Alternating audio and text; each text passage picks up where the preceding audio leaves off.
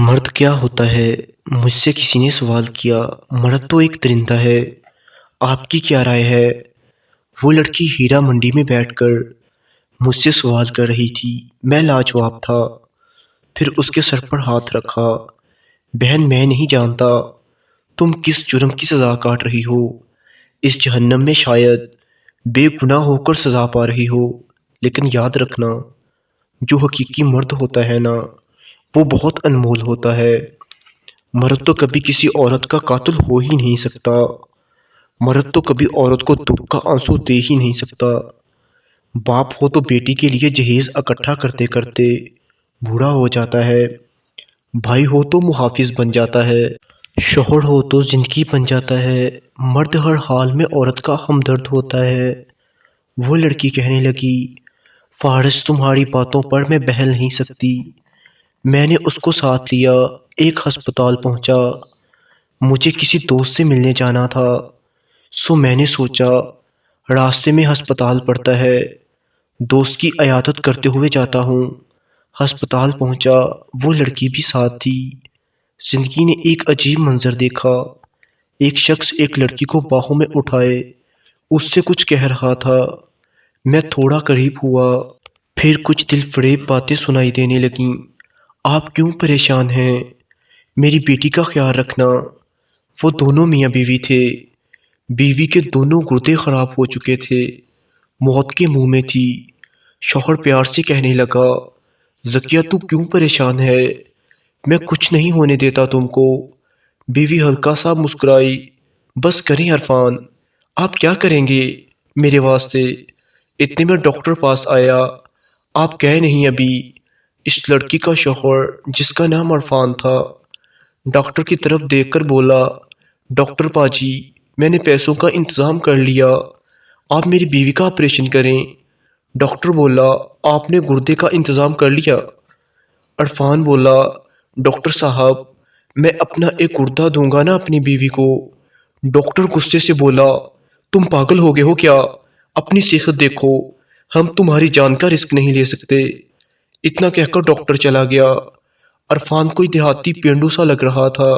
اپنی بیوی کو زمین پر لٹایا، جان یہاں انتظار کرو، میں ابھی آتا ہوں۔ وہ لڑکی اور میں، ہم دونوں وہ منظر دیکھ رہے تھے۔ عرفان ڈاکٹر کے پاس گیا، آنکھیں ملتے ہوئے بولا، ڈاکٹر پاجی، اگر میری ذکیہ مر گئی نا تو میں بھی مر جاؤں گا، وہ نا میرا سب کچھ ہے۔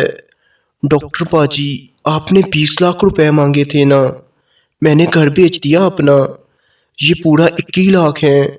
مجھے پیسوں سے کوئی مطلب نہیں، بس آپ کو اللہ کا واسطہ ہے میری ذکیہ کو بچا لیں، ہماری ایک چھوٹی سی بیٹی ہے۔ ڈاکٹر پاجی، وہ درد میں ہے تو میری جان نکل رہی ہے، آپ کے پیر پڑتا ہوں، میرا ایک گردہ میری بیوی کو لگا دیں۔ ڈاکٹر بولا، آپ مر بھی سکتے ہیں۔ ہائے حیدر، قربان جائے، اس ہم سفر شوہر نے وفا کی حد کر دی۔ کہنے لگا، ڈاکٹر پاجی، میرے مرنے سے میری ذکیہ اگر بچ سکتی ہے تو آپ مجھے مرنے دیں۔ ہائے مرد کی یہ پاکیزہ محبت، یہ وفاداری، یہ محبت، یہ ساتھ، یہ سفر۔ ڈاکٹر پہلے منع کرتا رہا، میں آگے بڑھا، ڈاکٹر کو اپنا تعارف کروایا، آپ ان کا آپریشن کریں، اتنی محبت کو اللہ کچھ نہیں ہونے دے گا۔ ہیرا منڈی والی لڑکی میرے ساتھ تھی۔ ڈاکٹر نے ہاں کی، ٹھیک ہے، آج رات آپریشن کریں گے۔ اپنی بیوی کا سر گود میں رکھا، کبھی ماتھا چوم رہا تھا، کبھی ہاتھ۔ ذکیہ، ڈاکٹر پاجی کہہ رہے ہیں تم بالکل ٹھیک ہو جاؤ گی، دیکھنا پہلے کی طرح ہم پھر 20 روپے والی کلفی کھانے جائیں گے، چاچے اکبر کی ہٹی سے گول گپے بھی لا کر دوں گا، تم کو پہلے جیسی ٹھیک ہو جاؤ گی۔ ذکیہ نے عرفان کا ہاتھ زور سے پکڑا۔ عرفان، آپ کیوں میرے لیے خود کو قربان کر رہے ہیں؟ مجھے مرنے دیں، آپ دوسری شادی کر لینا۔ عرفان نے ذکیہ کی آنکھوں کو چوما، یہ زندگی تو تمہارے ساتھ ہے ذکیہ، تمہارے بنا تو ایک سانس بھی نہ لوں۔ آپریشن کا وقت ہو گیا، میں بھی وہیں موجود تھا، وہ لڑکی بھی ساتھ تھی۔ عرفان اکیلا گارڈن میں کھڑا رو رہا تھا، نہ جانے کس سے کہہ رہا تھا، पाजी, अगर मैं मर गया ना तो मेरे जितने पैसे बनते हुए मेरी बीवी को दे देना। फिर किसी और को फ़ोन किया, चाचा जी मेरी बेटी और मेरी बीवी के सर पर हाथ रखना, मेरी बहुत लाडली है। अगर मुझे कुछ हो गया ना तो मेरे मरने पर ज़्यादा खर्च ना करना, देगी ना पकाना, बस मेरी ज़किया का ख्याल रखना। आंसू साफ किए, कमज़ोर सा जिस्म, मैले कचैले कपड़े, गुर्बत साफ दिखाई दे रही थी। ज़किया को सीने से लगाया, बहुत रोया। मैंने हौसला दिया। ऑपरेशन शुरू हुआ। 6 घंटे ऑपरेशन जारी रहा। डॉक्टर्स होश में आने का इंतज़ार कर रहे थे। दूसरा दिन 2 बज रहे थे। ज़किया ने आँख खोली। हम बहुत खुश हुए। ऑपरेशन कामयाब हो चुका था। ज़किया ने जो पहला नाम पुकारा वो अरफान का था। मेरा अरफान कहाँ है? ज़किया की आंखें बस अरफान को देखना चाहती थीं। अरफान को अभी तक होश नहीं आया था। 4 बज रहे थे कि अरफान ने आँख खोली।